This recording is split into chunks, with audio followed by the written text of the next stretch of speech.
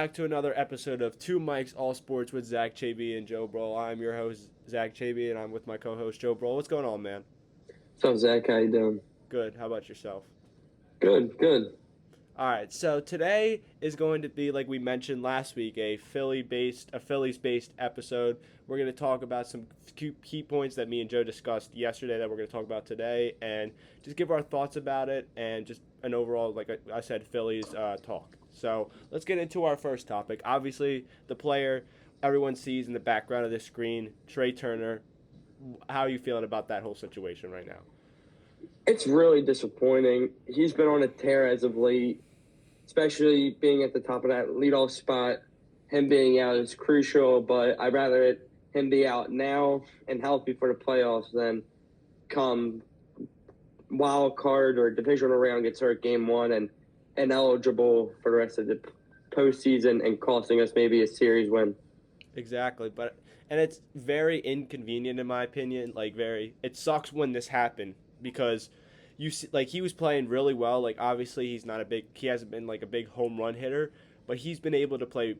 This is probably one of his better defensive seasons, and his hitting has been really good. He was in contender for the National League batting title because like he was hitting at a great rate. He was second in hits in the MLB, and he just was a guy that was hitting all around the diamond and got you like a timely hit. I know he struggled from time to time, but like when he was on it, he was having 4 or 5 hit games, and he was that great leadoff guy that we wanted him to be. And for him to go out at a time is so tough. And then in addition to not only Turner, we also lost Bohm. In my opinion, that is not a big of a loss. He pisses me off anymore at this point the way he plays. But Turner, the way he's playing, the impact he makes on this team will definitely be a huge loss, and especially with the two most important series, him automatically missing this Mets series, and then probably missing one or two of the Dodgers series games. So that's pretty huge in my opinion. So, but also, Yeah, go ahead. Say what you're gonna say. I was just agreeing with you. I wasn't going to really add much other than the fact that Bone's been hit or miss since coming back off the IL a couple weeks ago. Honestly, I like Otto Kemp coming up in replace of him at third. He was on a heater for a short amount of time. He was up here for while Bone was on the IL to begin with. So it's interesting to see how he can step up in that role once again. And Sosa, we already know who's stepping in for Turner for the time being. We know he's an everyday player. He proved it earlier this season. So it's good that our young bench guys are able to produce when they come up from AAA. Mm-hmm. But some more positive news to talk about, like you said, with the AAA. Aiden Miller finally got the call up to AAA. What are your thoughts on that? I think it's big. Ada Miller didn't have a good spring training in Clearwater this year. Everybody was like, oh, is he even the superstar he wanted to be? He was discussing a lot of trade packages in August and July. So it's good to see improvement there. It's good to see that he could be a future all-star for this Phillies team. So it's good to see young guys like him, Crawford, who I wish would be up here right now instead of some of our outfielders, Castellanos. But yeah, it's good to see them improving. Exactly. And I was one of those people. I honestly, the way he was playing was not good in my opinion. I was like, throw him in these deals. Go like, especially like Stephen Kwan was mentioned a lot during that trade down. I was like, throw Aiden Miller in that deal. Throw him in there. But for him to be able to hear all those trade talks, basically him being shopped, like most people wanted him shopped, but like he probably was thrown around in some of these trades because he was playing very inconsistent, and he's a young guy that has a lot of potential. So teams love taking chances on that. He was probably in Arizona Diamondbacks talk if we were to trade for Geno Suarez. So, but for him to bounce back like that, even though he didn't have like that much to recover from, but still for him to bounce back like that and really play well and get himself up to the AAA towards the end of the year is really great because the Phillies minor league system, especially their AAA team, has been playing really well this year because they have a lot of young guys over there playing well, and for him to be in addition to that team to end their season and possibly make an impact in their playoffs is a great sign and something to definitely look forward to for spring trading next year and possibly making the opening day roster the following year. So, but moving on to the next thing. So we'll talk about another call up. Obviously, our first round pick, Gage Wood, the famous guy who had 19 strikeouts in the I believe it was the semifinals to get to the College World Series. He got called up to low A. How are you feeling about that? I think that's good. It's good to see him moving up rapidly. It's good to see him getting reps in those low A games. I really think he could be a big part of this Phillies team in October, especially with Jose Alvarado being out of contention because of the Ozempic case. But, he could be a reason why we win. He could be that, not a high leverage guy because he would only be a rookie, but you never know how he can step into the role like Orion Kirkring did a couple years ago. He stepped into that role magically. Exactly. So it would be good to see Gage Wood, and I think he embodies Philadelphia. Just his reaction from after he threw that no-hitter, it was great. Yeah, I agree. Like he like when I saw that, like I was like, first I saw no-hitter. Like you could see that happen any day now. But 19 strikeouts and a no-hitter, that is so unorthodox. Like I've never seen that happen before. When I saw it, I was like, this guy's not only great, but he's got the swagger to back it up. Like he was Mr. Confident. Like he showed all his emotion. He's like, I'm the man, and you can't stop me. It was that plain simple, and it was great. And then when he got drafted here, I was ecstatic. It was the perfect place for him to be. He fits with this culture and with this city as a whole perfectly. So I'm really excited to see him. If he gets the call up for the postseason roster, the way the way he's able to pitch could be electric in this ballpark. We already get so excited with Duran, the way he pitches out of the bullpen. I can't even imagine what this guy can do if he's throwing gas at CBP in the postseason. So, you want to mention anything else, or? So we'll move on to something this series related. So obviously, the Phillies took 2 out of 3 against Miami. Obviously, the last game was pretty overwhelming, pretty disappointing. They weren't able to get to win, but the first 2 games were very interesting and both were great wins.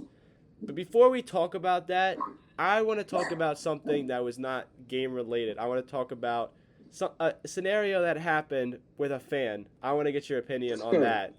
I want to hear what you have to say. It's ridiculous. It's uncalled for. You got to be able. You're an adult, okay? You shouldn't. That's a kid.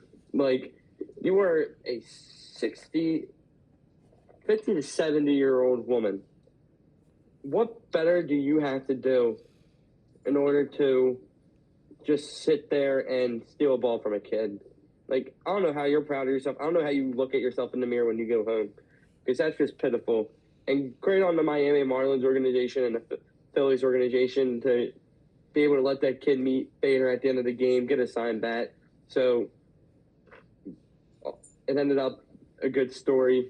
The kid gets to go home with a signed bat from the new addition from his favorite team. So I think that whole situation was fucked up. Yeah, I think it's completely uncalled for and completely not necessary. Not only it's a kid, it was his birthday of all things too. Like, oh, I didn't even know that. Yeah, it was his birthday, like of all things, and his parents probably spent a lot of money. I don't know if they live down there in the area or they live back up here, but either way, they probably spent a lot of money to get those tickets. They made the day extra special for him. He got, and at the end of the day, what does that lady gain from getting that ball? Like, why do you need to do something like that? Like you said, she's an older lady, and you're hurting like a kid. Like, you're yelling in front of a child. Like, what do you get out of that? And she didn't even look like she cared. Like, at the end of it, when she got the ball, she looked like she was happy, smile. Like, I think I saw like a picture with her later at that night with the ball, and she looked like so happy. Like, I don't get it with some of these people today, especially when it comes to sports. Like, the fans, like, some of them can be really bad. Like, just going to the NFL real quick, the fan last night who hit DeAndre Hopkins and then also hit Lamar, and Lamar got pissed and shoved him. and then now he's banned. These fans anymore, some of them are like really good, but then some of them just pull down the whole reputation as a whole. And we already know people don't like us to begin with as Philly sports fans. Mm-hmm. This don't make our reputation any better when she's doing stupid shit like this. It's that plain simple. Like she needs to be the bigger person. She's older. She's supposed to be more responsible, but she's more of a child than that kid was. Like, and the dad, in my opinion, handled it the best way he could. It was not worth arguing. And he said this in an interview with NBC 10. He said if he would have kept going, the situation could have turned into something way worse than it already actually was. So he was able to control himself. He just gave her the ball at the end of the day, and it was the best case scenario. And at the end of the day, like you said, the Marlins Phillies did a great thing teaming up, not only getting him a gift bag, but like you said, getting that Harrison Bader signed bat. That's more valuable than any baseball he could have got from a home run. So, but let's talk about the series as a whole. The first game was great. I believe the final score was 9-3. The offense was really good. Obviously, you had the home runs from Brandon Marsh, Max Kepler, Harrison Bader, and then Bryson Stott with a big 3-run home run to open up the scoring on that Friday night. What did you like about that game as a whole? I like the production from the bottom of the lineup. That's something we haven't been seeing in a lot of these games. Consistency throughout the lineup. It would either be your top guys hit one game, the bottom of the order doesn't do anything. Or it would be the bottom of the lineup, gets your singles, your doubles, and scores those little runs. Not necessarily getting that long ball that they're capable of, as we saw Friday, Saturday, but just it was very inconsistent. So it was good to see that the top of the order, getting on base, getting walks. That was a big topic we talked about last time we were on here with the Phillies after that Mets series. It was all about how their at-bats. They took the Marlins deep into the counts. They got into their bullpen early. They took the walks, and they were able to benefit and get them runs with runners in position. So it was very good to see the whole lineup be consistent, not swing. They were still swinging at some low and away pitches, which I don't know how they haven't learned over the past 3 years not to swing at, but it's good to see that they're starting to take walks. Mm-hmm. I agree. And I think it was great that they're, like you said, bottom of the lineup. If you can get production out of them, it does, like, on a consistent basis would be nice, but the way they were able to produce that Friday night was a great sign. The ball, especially Bader and Marsh, I want to talk about a lot the most, because those two, whatever seems like one's doing well, the other one is also doing well. They seem in connection with each other when it comes to playing good defense, when it's good hitting. Like, those two have been really solid, and I think they both earned themselves a spot starting in center field and left field respectively because of how well they've been playing. I don't honestly like Marsh as a player. I don't think he's that great, but he has been playing really well as of late and deserves the opportunity he probably will get in the postseason. But this is something I want to mention before we get into Saturday's game. I don't even know if this is a hot take at this point. They look better without Nick Castellanos. It's that plain simple. Like, I think their offense as a whole looks really well. What are your thoughts on what I just said? I completely agree. And I don't know if you heard Kepler's post-game interview against Miami. I forget if I think it was Friday night or it was Saturday. But they asked him, with this 5-man rotation, how is it in the clubhouse, like, figure out who's going to be the starter every day, especially come October. He goes, we all have the same goal. It's winning the World Series. So if you can't put your ego aside, then you're not going to win. So it's good to see that, like, Kepler remained his cool. He didn't say, like, anything like, oh, it's ridiculous. It's good to see that they're all in communication and they know their role. Nick knows when Nick had a single today, that's the reason why they're in the lead 1-0 right now at the time of the recording. So, it was good to see him produce when he was needed. Mm-hmm. Now, his defense necessarily, it's not terrible, don't get me wrong, but I would prefer Bader, Marsh, Kepler, or Wilson come 9th inning when they decide it's to round the bases and try to get that tying or leading run. Mm-hmm. And I just like like you said, Castellanos has like the only run in tonight's game so far as the time of recording. But I don't know. As these past few weeks, we mentioned this in the first episode, how this is the most games he's not played in his Phillies tenure. He just feels like an outsider on this team. Like everyone else feels connected, and then it's just him on the side. Like it's a great example that I've seen when Trey Turner hit that walk off. Everyone went and celebrated with him, while Castellanos just stood around there after he scored, reaching home base. Like he just seems like an outsider. He seems like a person that only cares about himself. And you mentioned his defense. I think it's very lazy. He's not like I think it's terrible to the point where he doesn't give a crap making plays sometimes. Like he'll go out like it's a double in the gap. He's jogging to go get the ball. Like you see no hustle him. You see no effort. He just seems like that guy. He's like, I'm just here to get my paycheck and then I want to go home. Like that's what really pisses me off about him because we paid him to be a key player here. We paid him to be right behind Bryce Harper and do damage. And as of really, the only time we've seen that is in a split for 2023. But other than that, it's been god awful for every year that he's been here. I completely agree with that. So, but then let's talk about Saturday's game. Obviously, Bryce Harper started off the scoring with a solo home run, but I don't know. I was at the Temple football game. If you want to get into more depth about that game, because you probably watched it more than I did.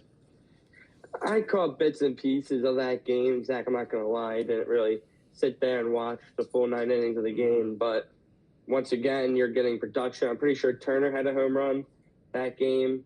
So, again, that's a key loss now that he's starting to get that power back. So, I just think it was nice to see them get the 2 out of 3, almost getting the series sweep without your starting catcher, because Real Muto didn't start Sunday. It was Marshawn.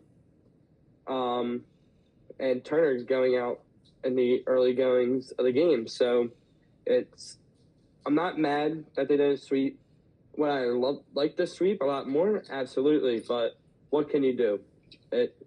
You're playing, you had your eyes on the Mets and Dodgers coming up. So it's good to know that you could beat up on these easy teams, especially come the Royals in a couple weeks. You're going to need those wins that will solidify a playoff spot and seeding. So you win these games against the Mets and Dodgers. It's a little bit more clear cut for how it's going to play out. But yeah, I like the fact that Saturdays and Sundays, the whole weekend series as a whole was a good. Yeah, and actually, let's just segue. Like I like how you said the Dodgers and Mets. Let's just segue. We won't talk much about the game because they lost. It was back and forth, but at the end of the day, they weren't able to finish it out. They lost 5-4. But the bigger story of that game was the guy pictured in the background getting hurt. That I feel like that was the bigger story more than the loss.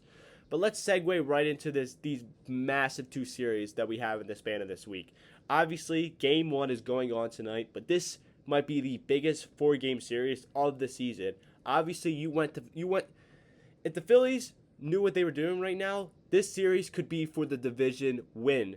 If they didn't get spanked around and embarrassed in Queens, they could be like a few games after this series of easily winning the division. But now they're in a scenario where they need to at least win 3 out of 4. They can't split this series, in my opinion. Splitting this series is completely unacceptable. If they split this series, they are not. I don't even care why I'm saying this right now. If they split this series, they're not a championship-winning team. They ain't gonna win the World Series if they can't take 3 out of 4 against this Mets team that seems to only beat on us, but can't beat these other teams. Like they lost 3 out of 4 games to the Miami Marlins, but can sweep us like it's nothing. That just pisses me off. Yeah, I agree. The Mets have shown not to be that good of a team unless it's against our Phillies. So, I'll live, breathe, and sleep. Fuck the Mets. The Mets fucking suck. I hate everybody on that team. I think they're all crybabies. Soto's a sellout. I'm just saying. So I think that they need to win. It's not mainly... Yes, it's mainly for a playoff spot, but it's about pride. You are likely to see this team in the playoffs again. So they take this series in Philly. They swept you in Queens. Oh, how they're gonna walk into that series being like, oh, we beat you. We came into CBP. We kicked your ass last year in the postseason. We kicked your ass all during the regular season. So just wait, because come playoff time, we're not even scared of you guys. We're looking ahead to our next component. Mm-hmm. I agree. Like, they've lost all their pride against this team. Like, obviously they've been better ever since that Mets series, but now the Mets are walking in like, we destroyed you last time. We're about to do it again, and like, it's the same situation we were in. High expectations, big series, and they needed to get done what they need to get done, and they didn't do that in Queens. Now they have to do it. There's no excuses. You're back at home. You can't say you were away on the road in Citi Field where they've always seemed to struggle. You're back at home, 4-game series, pretty much a series that you could put the division not hypothetically to bed, but pretty much close to as bad as you can as possible, and then it segues into the following series they have, especially against the Dodgers with that 3-game series. So between these 7 games that they have coming up, it could decide playoff positioning and them basically winning the division. I think it's that plain simple because not only have the Mets suck, the Dodgers. I think they did win the series against the Baltimore Orioles. I don't know. I don't fact check. If you can fact check me on that, but they got swept by the Pittsburgh Pirates. That's no joke. And like, obviously, it's funny to laugh at, but getting swept by the Pittsburgh Pirates is a definitely cause for concern. So, but we talk about the Mets series. How do you feel about the Dodgers series to end off the Phillies talk? It's a big series as well. You could either end up getting a bye in the first round, or you could play in the wild card against a Cubs team that's really good, a Mets team who, if they beat you in Philly, might have that edge come playoff time if they're able to catch up. And so beating the Dodgers and Mets this week, the Dodgers series alone for seeding is crucial. You need that rest. Yeah, just think about that. That's an extra 4 or 5 days of Turner getting better and healthy. Bohm, even though he's not a crucial part of this team right now, he's still beneficial in some of his at-bats and fielding. So just this series in general, this whole week in general is important. Exactly. At the end of the day, it shows me what type of team they are, and if they think they're this World Series team that win the championship, go out and show it. Take 3 out of 4 against the Mets, and then take 2 out of 3 out of the Dodgers. I'm not even asking for sweeps. Like that's how I like that. I don't think like that's how much I'm not asking them of crazy. Like I'm not asking them to sweep both series because I know that's not hypothetically possible at this point. Like it could happen, but I don't find it very likely. But if you could take 3 out of 4 and then 2 out of 3, I'm feeling great into the following week because now you're at the tail end of the season. You're down. This is the end of the month. Next month, we'll be in postseason baseball. And it'll be winner or go home. Depending on what type of team you are going into that, remains to be seen. But these 2 series will show us, I think, everything we need to know about this team. So, but anything else you want to mention about the Phillies or? No, like you said, coming up this time next month, it's win or go home. Mm-hmm. It's plain cut simple. These few weeks can either help you seeding. Like it's all about seeding. I don't care what anybody says. It's all about how you end the season. If you end the season hot, you're going to go into the playoffs hot, and you're going to catch a ride. We've seen it with the Phillies in 22. We've seen it with the Diamondbacks in 23. And we saw it happen with the Mets last year. You got to catch that streak. You got to figure out your identity, and yeah. Mm-hmm. So, but now we're just going to move over and just talk about a quick topic that will be talked about on the next episode, either Wednesday or Thursday. So, obviously, NFL's back. We had our first NFL weekend. Obviously, I know I was excited. You probably were excited as well to get the full slate of games back. But let's talk about something, a bombshell, obviously, just before the games got kicked off. Fox reporter Jay Glazer, who usually gets the insight on all these teams, got a major bombshell that he broke on Fox Kickoff. He mentioned that the Eagles were the top team trying to get Micah Parsons and even threw in an offer. The supposed offer was 2 first-round picks a third round pick, a fifth round pick, and additional pieces. Like obviously, Jerry was like that's a massive deal in my opinion. Like that could have really reset Dallas, but obviously Jerry he made the smart move in not trading him in the division because obviously Michael looked pretty good in the limited snaps he played against the Lions, and that's obviously only going to go up more as he gets more equipped and is healthy. But what were your thoughts on when you found out about that report? I'm not really shocked. Yes, did he turn down a lot of stuff and a lot of picks from Philly? Yes, but we saw the clowning of how the Giants trade was with Saquon, and for how old Jerry is, and for how bad decisions he's been making as of late for the Cowboys, you just can't trade an all-star, a future Hall of Famer, to say the least, and Michael Parsons to an already fully studded defensive slate. Mm-hmm. So you go into the Packers, you get 2 first-round picks, and you never know what they could turn out to. Like everybody said, they're wild cards. They could be bust, or they can be, like Jerry Jones said, they can be a future Michael Parsons. Yeah. So you never know. Yeah. I like how you say that, but I want to like counteract that. At the same time, though, the Packers look really good week 1, and if the Packers are good the next 2 years, those picks are going to be jack shit because they're going to be in the late 20s and early 30s if they're that good.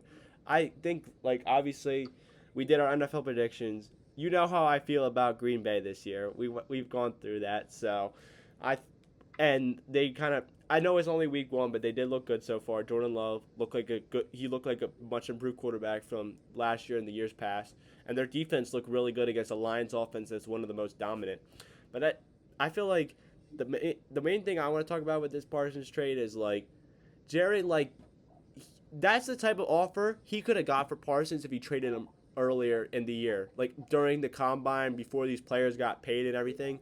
He could have got a king's ransom. Like it reminds me so much of the Luka trade because it happened like that, and it feels like only one team. It was a one team negotiation and a trade got done. Like they didn't give any other team a chance to. Like obviously the Eagles just came out, and there's been a few other teams, but it kind of feels like that. It kind of feels like they just got something together and traded them like that. Like that's what it ultimately feels like.